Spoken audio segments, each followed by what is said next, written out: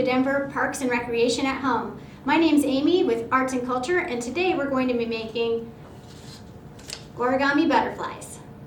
All right, everybody. The supplies we're going to need today are paper, a pair of scissors, a marker, and your hands. Now, I have a few different types of paper today, just so you can make some choices. You do not have to use origami paper, although if you do have it, go for it, use it. We are going to be using squares today, so for those of you who don't have square paper, I'm going to show you how to get to that point first. So starting with a regular size sheet of paper or longer, the trick to getting a square is to take one corner, and I like to use the upper right hand side, and line up the edges of the paper, top and bottom, until they're aligned. And then you're going to crease the paper on the diagonal fold. What you're going to end up with is something that looks a lot like a sailboat. And then with your scissors, you're going to cut off the extra paper, that's this rectangle here. So here we go. The nice thing about the origami butterfly is that it's not dependent on a perfect square. We're just going to try to get it as close as possible. So once I unfold it, look what I have, a nice square. Again, you don't have to have origami paper, you can make your own. Even if you don't have regular printing paper or any kind of paper that you would, let's say, print or type on, you don't have to have that. In fact, I have wrapping paper, you can use newspaper, you could even use wax paper. Any kind of paper will work. So to begin, I'm just going to use this paper that we cut already. And since I already have one diagonal fold, go ahead and just fold it again and crease it. A few rubs back and forth will do the trick. Open it back up, turn it 90 degrees, and make another fold so that it sort of looks like a taco or a paper hat. So I'm going to have two diagonal folds in this once I open it. So you have like an X in the middle. The next step is to fold it from left to right so that the edges align.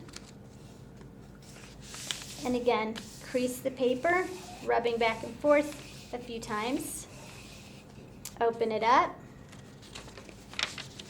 And our last fold for the first stage, I'm bringing the bottom to the top, aligning the edges, and creasing the paper back and forth a few times. Once I open it up, I'm going to have lots of cool looking folds, and this is the first step.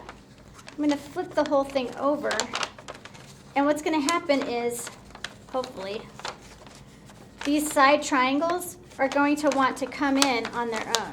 You might need to just train it a little bit by pinching the top like a tent and sort of training the paper to fold in.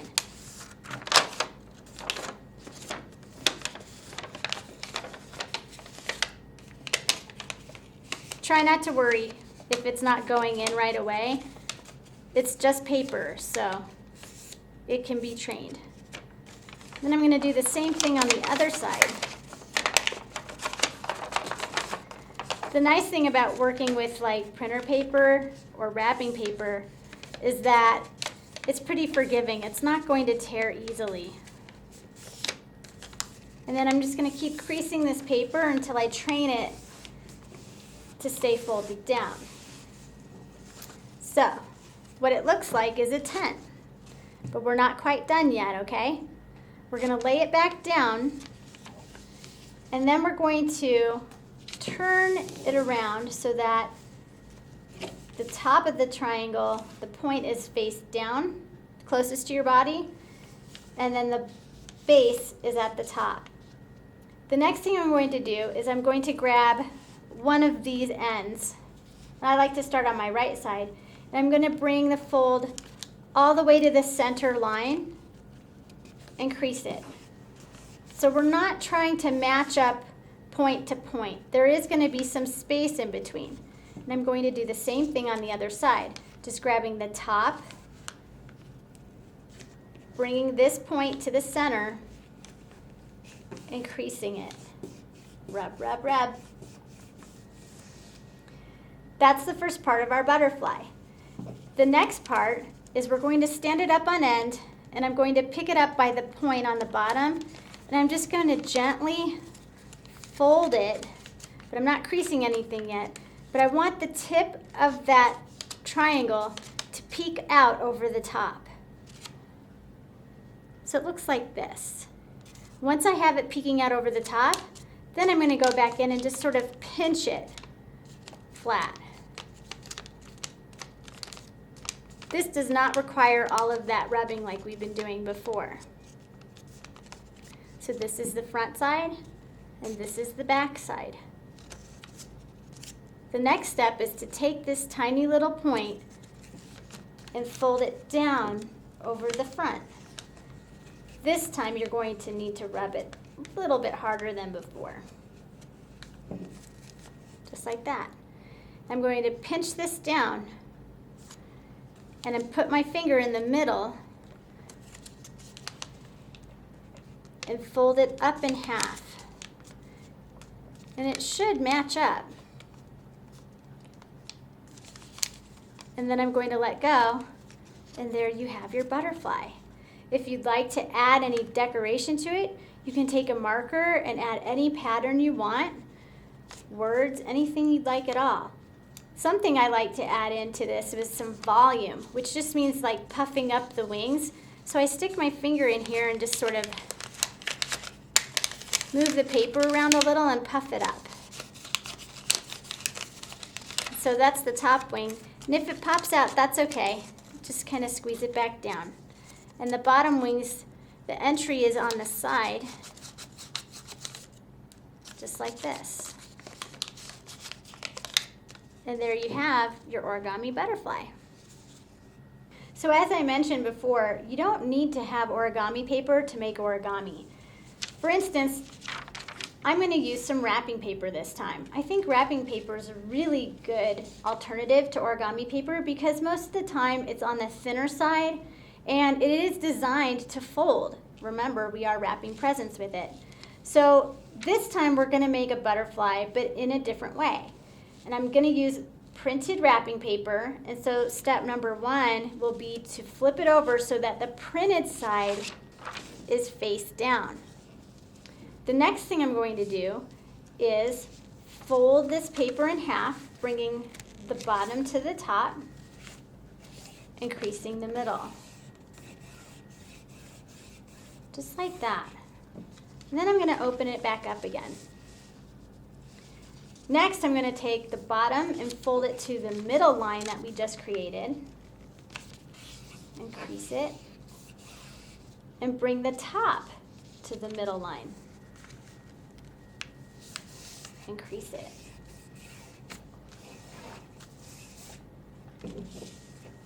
Next, I'm going to take the top half and fold it down on top of the bottom half and crease it. Just like that. I'm going to open it back up and I'm going to fold all 4 corners in. And the key here is to make sure that the bottom edge of your corner aligns with the middle line. And you're going to crease this really, really well. I don't know about you guys, but I'm right-handed, and so I like to kind of work so that everything I do comes from the right towards the left, and that just helps me eyeball things a little bit more evenly, and I feel like I have a little more control over my folds. You do whatever feels right to you. The goal is to fold in 4 corners so that they're even throughout.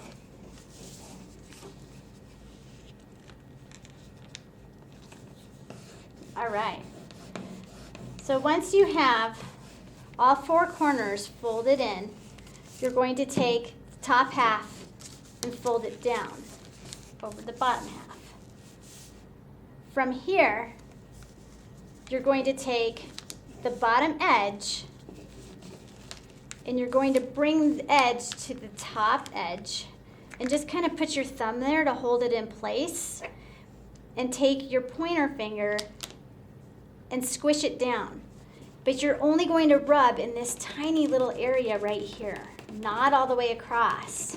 So I just want to make sure you can see that there's like a channel or a gap. We want to keep that open for now. And you're only going to crease this small little area here. Crease it really, really well, because you're going to be using that fold line as a guide in the next step. We're going to let it go and flip the whole thing over. So the reason why I was creasing it so many times is so I could see the line, because that's going to help us for the next step.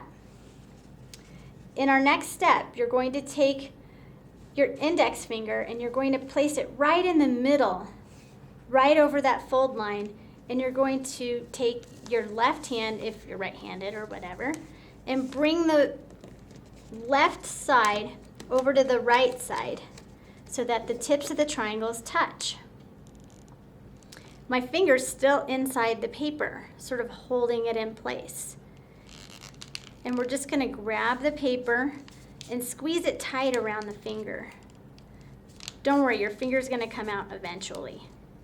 So I'm pinching with one of my hands and taking my finger out so that I have a loop. And we're going to just leave that loop alone for a second. And the next step is to take your finger or your fingernail and dent it like a tin can and grab the ends and pull it towards each other. See how it's starting to flap a little bit? The butterfly has flapping wings. And from here, I'll gently fold one end, the wing towards me, and then turn it. Keep grabbing those ends, and gently fold the other wing towards myself. And I'm just pinching this pretty tight.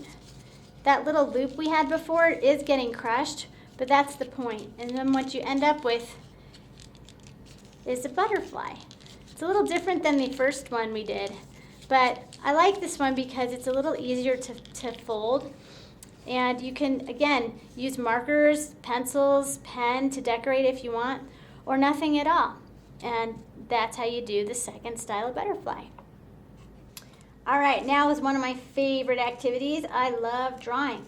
So I grabbed the pink butterfly. It was the one that I made with just regular printer paper, and I wanted to dress it up a little bit. So the next thing we're going to do is we're going to use a marker. In this case, I'm using Sharpie to decorate the butterfly's wings.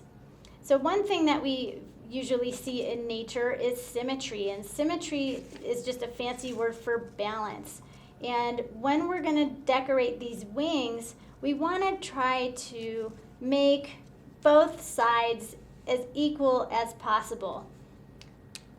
So to begin, I'm just going to start with something simple. I'm going to start on the right-hand side, and I'm just going to make an oval over here. And in order for me to keep on track, I'm just going to go right over the left side and copy it and make an oval on the left side. So I think the best way to go about it is to just repeat what you're doing when you're working on one side, and then shift over to the opposite side and try to do the same thing. I like shapes, so I think what I'm going to do for my decoration are just some simple geometric shapes. If you have family at home, younger brothers or sisters, cousins, this is certainly something that they can help with. Or you guys can trade, make butterflies all together, and then decorate with one another, whatever you guys want. And remember, it doesn't need to be perfect. We're just trying to practice symmetry here. It's a lot of fun. I'm sort of matching the shapes of the wings so that there's this sort of natural look to it. that doesn't mean you need to do the same thing. You can do whatever feels right to you. You can do some lines.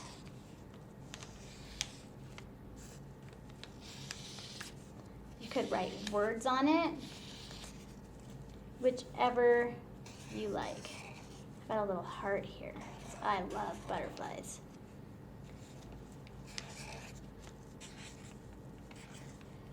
You can keep it black and white or pink in this case. You can add colored pencil, marker, paint. I do suggest if you're going to use paint to make sure it's not too goopy so that the paper stays intact. If it gets too soggy, you can run the risk of tearing your beautiful origami. Some little eyeballs for our butterfly and a little tiny smile. And then I'm going to make the butterfly's body. There we go. Maybe hint at some legs.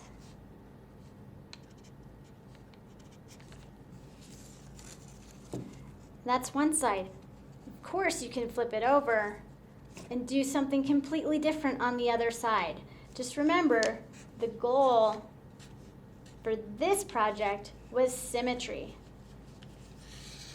meaning balance.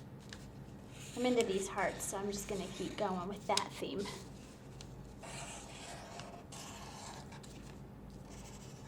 Nice big wide hearts here.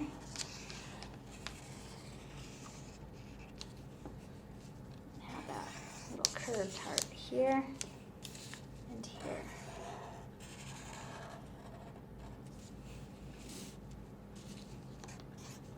Denver Parks and Rec, Arts and Culture. Watch this. I'm going to go backwards. That's pretty fancy.